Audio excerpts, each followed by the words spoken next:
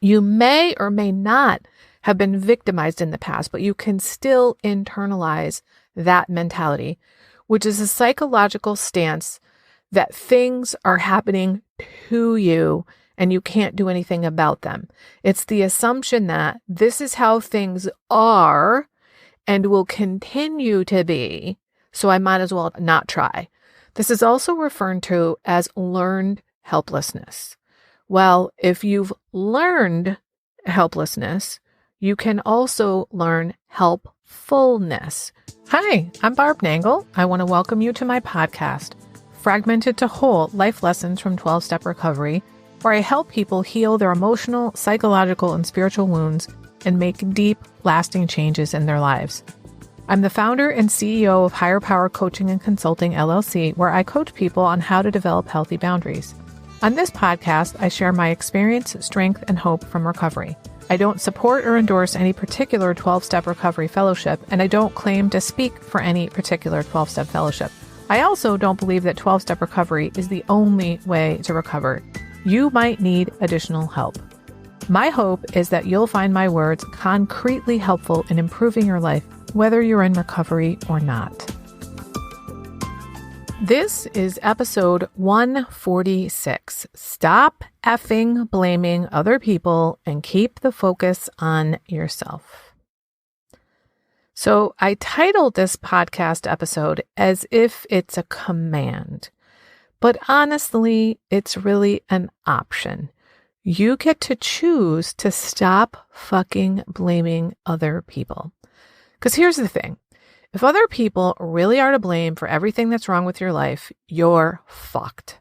You have no options and you might as well crawl under a rock, which is, of course, not what I believe.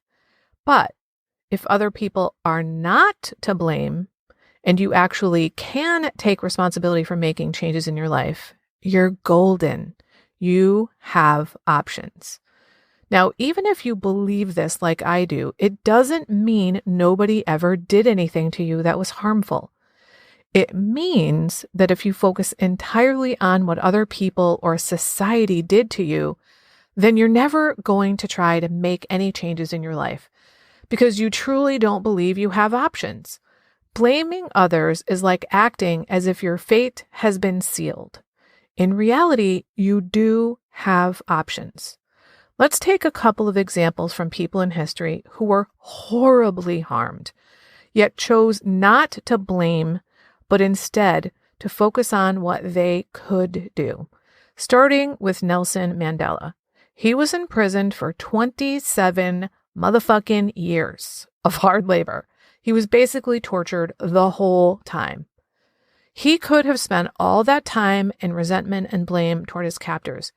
Yet he chose to see them as human, and he chose to use this time to develop himself spiritually. And he went on to become the first elected president of South Africa from 1994 to 1999. All right, next example, Viktor Frankl. He was imprisoned during the Holocaust of World War II. He was in 4 different concentration camps. And yet he survived and later wrote one of the top 10 most influential books in America, Man's Search for Meaning. It was based on the psychological theory that he developed before being in prison and that he put into practice during his imprisonment. His theory is based on the belief that life holds meaning regardless of one's circumstances. And he chose to make meaning of his circumstances by caring for others while he was there. Now, if these two people who have lived through some of the most horrendous situations a human being could possibly endure can come out of those situations without focusing on blaming others and decide to make choices about what they could do with their lives, then it's also possible for you, dear listener. You can do the same with your life, even if you don't believe it's possible right in this moment. When you blame other people and you keep the focus on that, it means you're never going to have a different life because you're not even going to try to do anything about it. Even if other people did cause something and are to blame, it's not helping you to blame them. Nothing is changing by you blaming them. In fact, it's paralyzing you and keeping you stuck where you are. When you stop blaming other people and start looking for ways that you can make a difference, that is when everything will change. When you stop blaming other people, that is called coming out of victim mentality. You may or may not have been victimized in the past, but you can still internalize that mentality, which is a psychological stance that things are happening to you and you can't do anything about them. It's the assumption that this is how things are and will continue to be, so I might as well not try. This is also referred to as learned helplessness. Well, if you've learned helplessness, you can also learn helpfulness. You can learn to help yourself. You can learn to reach out to the right kinds of people who can concretely help you change the way you're living your life. I am living proof.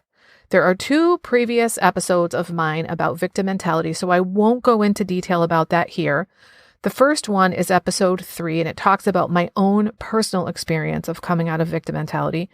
This was by far the biggest paradigm shift of my recovery and still has reverberating effect to this day. It's absolute game changer. And then the second episode is number 106, and it's about how to overcome victim mentality even if you've been victimized. I'll link them in the show notes.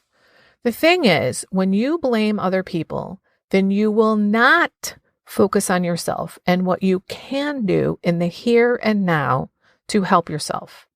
If your life sucks and you want it to change, then you have to stop focusing on blaming other people so you can actually do something to change your circumstances.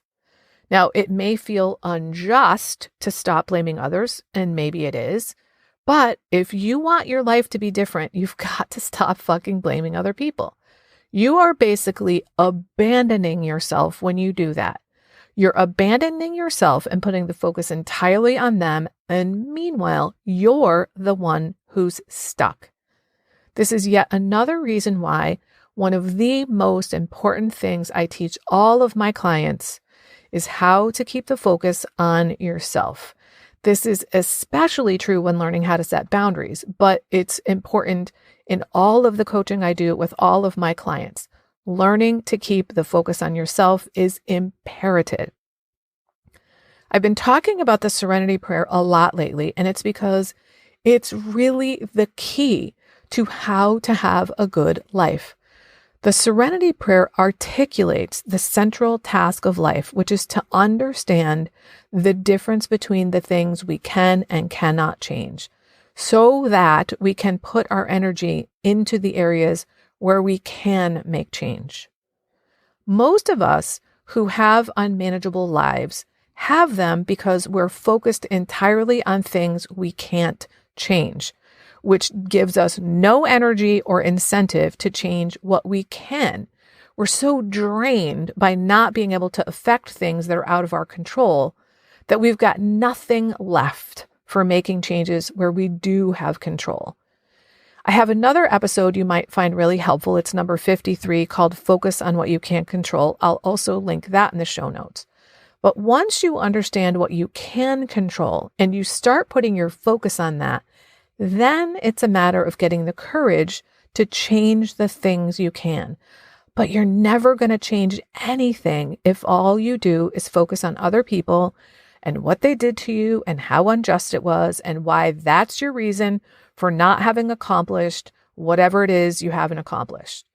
You'll have to come out of blame so you can decide, I'm actually going to do something about this. What's done is done.